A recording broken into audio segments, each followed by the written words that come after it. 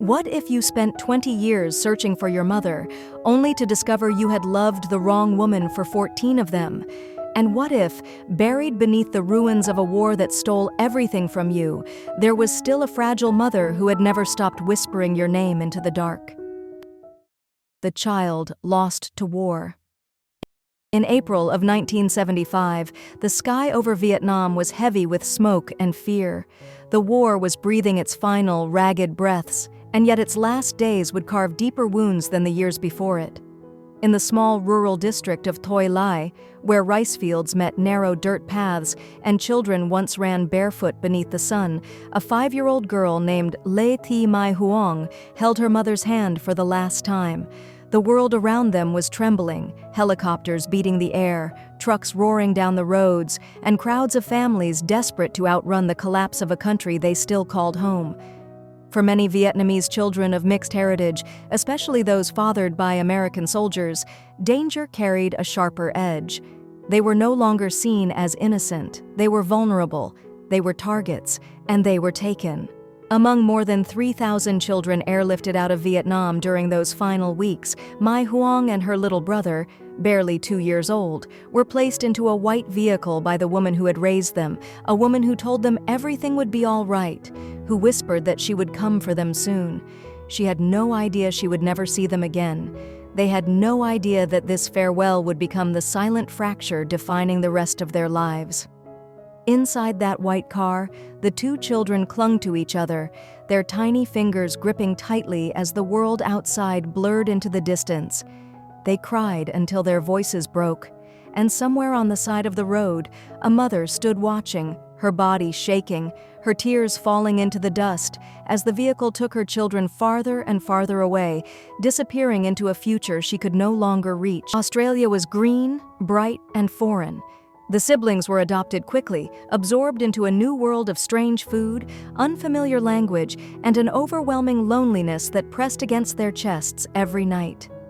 In those early months, when the memories of Vietnam still clung to their skin like the smell of smoke, they cried for their mother, not understanding why she had not followed them, why she had not appeared at the airport, why the world had suddenly become so wide and so cold.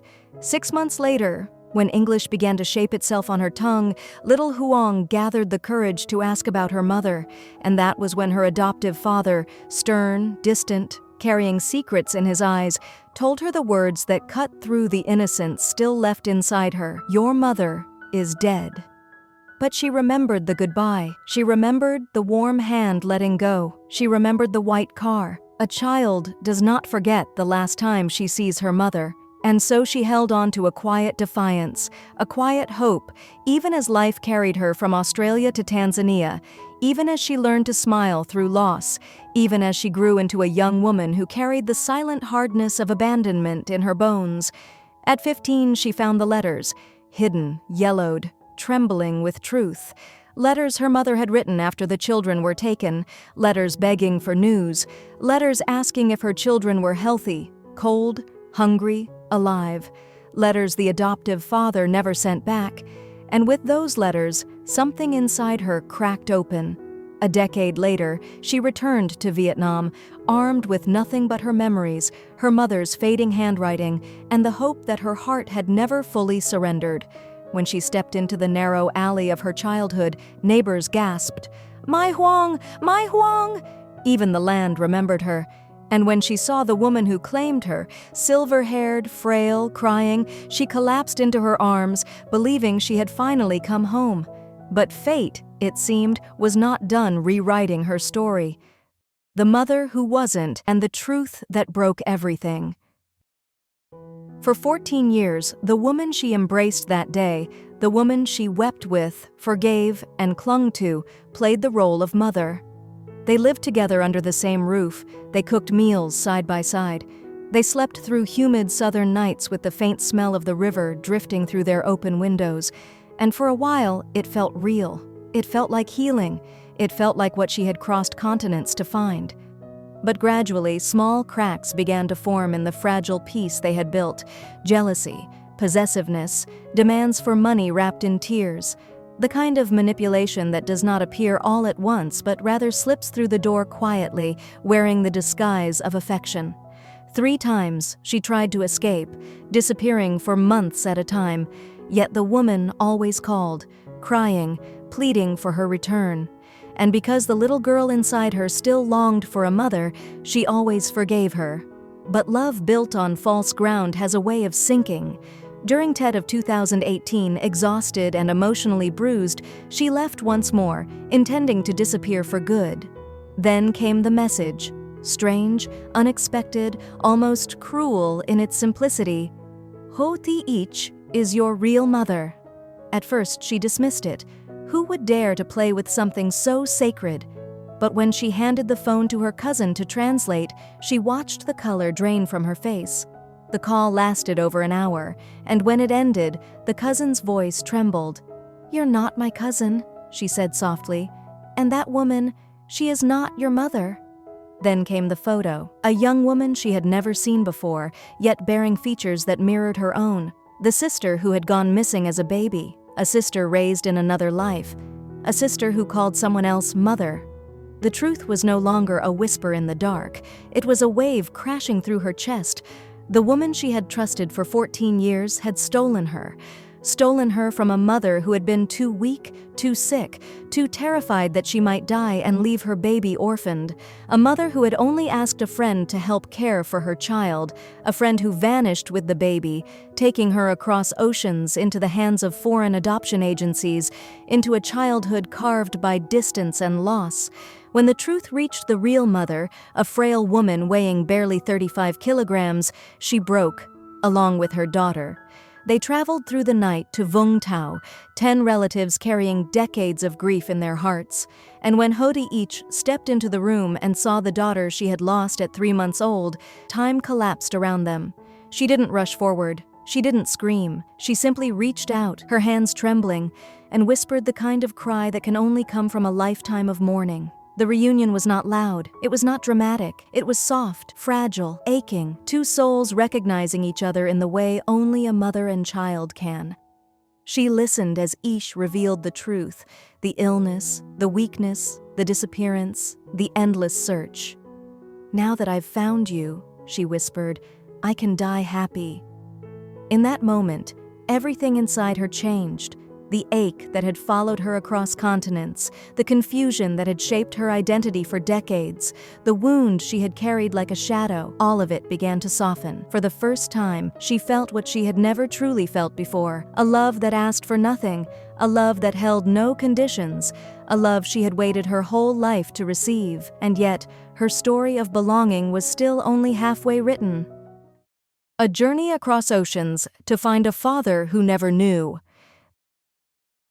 The discovery of her real mother did not close the circle, it widened it, because somewhere in the story, woven into the bloodline that had shaped her face, her voice, her spirit, was a father she had never known, an American soldier, first a Navy sailor, then a member of the U.S. Army, who had fallen in love with her mother during the war, a man pulled away by deployment, by duty, by the impossible gravity of a conflict that swallowed entire futures.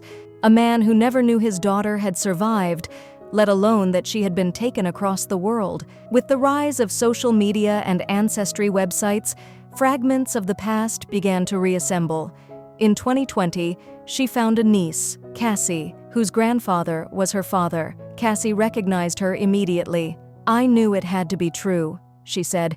"She looks like us." And suddenly, the branches of her family tree stretched across 9,000 miles, from Vietnam to Pensacola, Florida, a connection that had been waiting, patiently, beneath the surface of time. For nearly 3 years they spoke through screens, photos, messages, stories whispered into digital light, but the pandemic built walls between them, delaying the inevitable moment when blood would meet blood in person. Her father had passed away, a quiet ache she carried gently, accepting that life had taken him before she could place her hand in his and say, "I'm here." Yet his family, her family, waited for her, carrying pieces of the man she would never meet. On a bright morning in Pensacola, she stepped into an airport where strangers stood holding flowers, strangers who shared her history, her features, her lineage. strangers who were not strangers at all. When Cassie embraced her, it felt like stepping into the arms of a past she had never lived, a childhood she had never known, yet somehow remembered. Many of her aunts and uncles, her father's other children, had also passed away. But the ones who remained stood with tears on their cheeks, proud to welcome a sister they never knew existed. "My grandfather would have been so excited to know about her," Cassie said softly. "I'm pretty sure he knew nothing." And in the way families do, they invited her in, without hesitation, without conditions, simply grateful for the chance to reclaim someone they had unknowingly lost. She showed them photos of her mother. She told them about the years she had wandered without answers. She spoke of the war, the adoption, the search, the heartbreak. They listened. They held her hand. They introduced her to cousins, nieces, nephews, each person offering a missing piece of the father she would never get to meet. And in Pensacola, surrounded by people who looked at her with a tenderness she had spent her whole life longing for, she felt her story settle into place. She had crossed continents to find her origin, and at last, the journey had led her home.